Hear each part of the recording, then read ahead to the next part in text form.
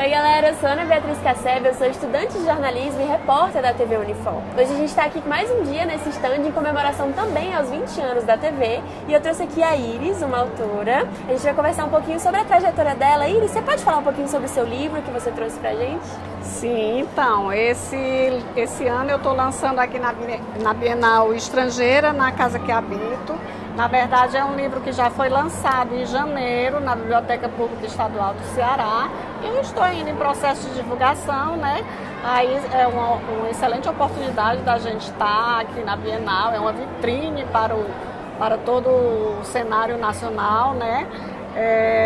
E com esse tema, né, das fogueiras ao fogo das palavras, é muito simbólico, muito metafórico, muito potente para a gente e acaba dialogando, né, com toda a literatura feminista e feminina que a gente produz, porque é um olhar irreversível, assim, a partir do momento que você começa a ver o mundo com um olhar mais feminista, que você começa a ver a questão das desigualdades, né, das desigualdades de gênero, das violências, enfim, é um olhar irreversível e você sempre acaba que a literatura que eu produzo, né, tem sempre esse viés. Maravilha. E conta um pouquinho mais sobre como foi a escrita do livro. Eu vi que é um livro de poesias, não é? Como que foi montar esse livro? Na verdade, esse livro ele começou a ser escrito no período pré-pandêmico. Foi escrito durante a pandemia e pós-pandemia, né? Então teve esses 3 períodos. E assim, é um compilado, né, desses poemas escritos durante esse período tão delicado, né, na vida da gente. Inclusive uma das canções que nortearam muitos desses poemas foi A Resposta ao Tempo, do Aldir Blanc, que coincidiu exatamente com a morte do Aldir Blanc, né, durante a pandemia, um dos primeiros grandes nomes que a gente perdeu e que assim fez a gente pensar realmente que aquele negócio era muito sério, né, muito grave. Então eu escutei muito essa música e muitos dos poemas que eu criei foram com essa trilha sonora. Maravilha. E teve alguma dificuldade que você enfrentou enquanto escrevia? Algum, não sei, bloqueio criativo?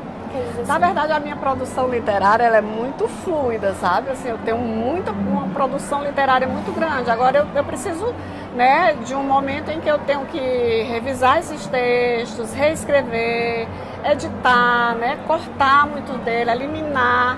Então, a partir do momento que eu norteei o tema, né, e o título, né, Estrangeira na Casa que Habito, então foi ali naquele momento teve um tema e teve um título já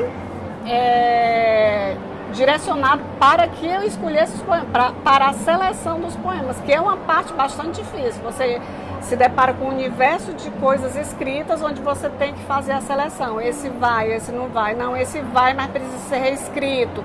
Não, é essa a ideia, mas essa ideia não está no formato literário que eu gostaria que se apresentasse. Então é mais ou menos assim que se dá o processo criativo. Maravilha. E os seus outros livros? Você pode contar um pouquinho mais da história deles? Como foi esse processo também? Eu iniciei a publicar em 2003, faz um tempinho já, né? Muita gente, para quem eu falo, nem nascida era.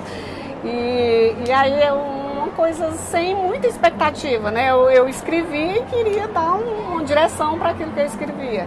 Aí uma grande surpresa me ocorreu em 2018, que foi que eu mandei um livro que eu tinha publicado em 2017 para o Prêmio Jabuti e ficou entre os finalistas. Então foi uma grande surpresa, de fato uma grande surpresa, que me fez olhar a escrita a partir de outra perspectiva, com outros olhos. Então eu vi, de repente isso pode dar certo, né? É uma possibilidade aqui. E ao invés de querer relançar, querer alguma visibilidade com isso, foi o processo inverso.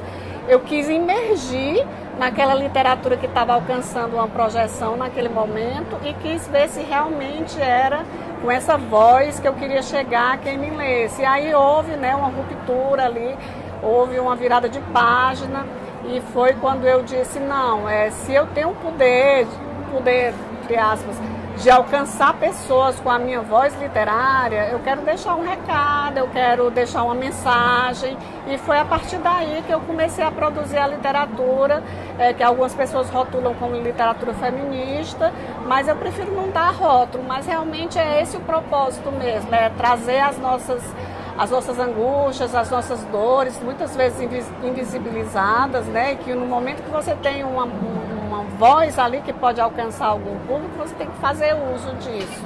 Maravilha, muito bonito. E como que você enxerga, assim, com essa experiência com essa Bienal e com outras bienais também que você já participou, como que você enxerga o feedback do público em relação às suas obras? Assim, digamos, eu não sou protagonista da literatura cearense, né? Eu produzo uma literatura ali, vamos dizer assim, alternativa, sem muito destaque, sem muita visibilidade. A compra também não se dá, não é uma literatura, vamos dizer assim, comercial. Então, o eixo que eu alcanço é um eixo muito limitado, né? Na verdade, são núcleos familiares, núcleo de amigos, núcleos afetivos, né? Porque a literatura, para a gente produzir com esse viés de competitividade diante do cenário nacional, tem que ter incentivo, né?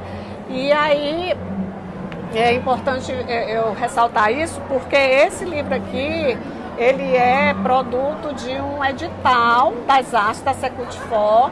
É um projeto que eu mandei para o edital, que foi aprovado e é desenvolvido com recurso da Lei Paulo Gustavo. Então, é uma possibilidade, existem essas possibilidades da gente lançar a nossa obra através de um incentivo, né? Mas pela quantidade, pela grandiosidade da produção escrita no Ceará, era para ter muito mais, porque é como se o Ceará todo produzisse literatura. É impressionante como a Bienal dá essa visão, né? Essa visão de você ver quanta gente produz literatura, e isso é maravilhoso. O que a gente precisa é de oportunidade para a gente poder levar a literatura que a gente produz para os outros estados, né? Ser comprada, né? Com certeza. Porque a maioria de nós que trabalhamos com essa literatura, digamos, periférica, a gente não vive disso, não tem como viver disso. A gente tem que ter uma atividade remunerada, né? Que pague nossas contas, mas a gente tem o nosso tempo disponível para a literatura, inclusive como profissão mesmo. Embora eu não seja remunerada pela literatura que eu produzo, eu entendo a minha literatura como uma profissão. Então, regularmente, sistematicamente, dia após dia eu produzo. E é muito importante se manter em movimento, assim, né? Para nossa cultura mesmo, a economia da própria Fortaleza, do Ceará. E como que você espera que essa mensagem chegue ao público? Como que você espera tocar as pessoas que leem seu livro? Fala um pouquinho mais pra gente sobre isso. Então, como eu disse, é uma literatura produzida a partir do meu olhar de mulher, né? A partir do meu olhar de mulher e de muitas outras, né? Com quem eu convivo, com quem eu contemporizo, né? Com quem a gente divide. Então, assim, o que é relatado aqui são relatos meus, mas que poderiam ser atribuídos facilmente a toda uma coletividade, né? De mulheres que têm direitos invisibilizados, né? Por exemplo, se você é homem, você está no mercado de trabalho, você está na sua função, você está tranquilo, né? Você tem seu cargo, você é remunerado, está tudo certo, mas não é assim que acontece com mulher. Mulher tem que provar todo dia que é capaz, né? Para se manter naquela função e sempre com desigualdade salarial. Então, a desigualdade de gênero é muito grande. É importante iniciativas desse tipo, partindo do governo, né, do Estado, e a gente vendo essas mulheres que detêm a sua fatia do poder, né, que ocupam lugares de poder, que elas possam cada vez ser mais em número maior, né? Quanto mais representatividade a gente tiver de figuras femininas ocupando lugares políticos, ocupando lugares de poder, ocupando lugares na literatura, né? Seja a literatura que for, é importante. Com certeza. E que mensagem você daria para alguém que está começando agora a escrever, né? Começando agora nesse mundo literário? Que conselho você daria para essas pessoas? Ah, pois é. Não sei se eu daria um conselho exatamente, mas o que eu posso dizer é que tem que viver.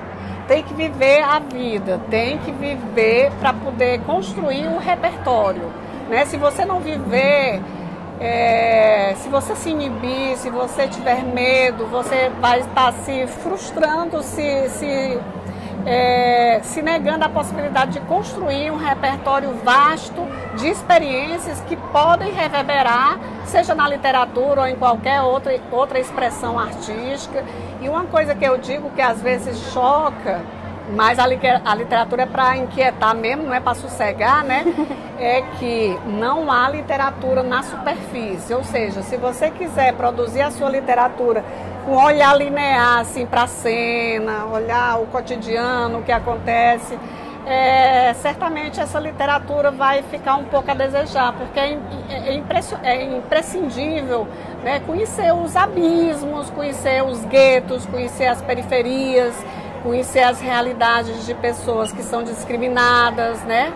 É importante ter essa visão da condição humana como um todo para você produzir uma literatura mais legítima e mais consoante com o seu tempo. Eu não confio muito em linguagem e muita neutralidade na literatura. Eu acho que a literatura tem que ter um lado e tem que estar muito bem definido na hora da tua escrita qual é o teu lado na história, entendeu? Então há absurdos acontecendo no mundo, né? Há um genocídio acontecendo e a gente, enquanto tem esse poder da palavra para escrever um texto, a gente não pode ignorar o que está acontecendo. Eu estou usando Gaza exatamente como um exemplo, né? Que é o que produz uma literatura consistente, é você se cercar desses elementos que compõem a humanidade. Com certeza. Pessoal, essa foi Iris Cavalcante, nossa autora convidada de hoje. Espero que vocês continuem com a gente até o fim dessa semana de Bienal e até a próxima. Obrigada.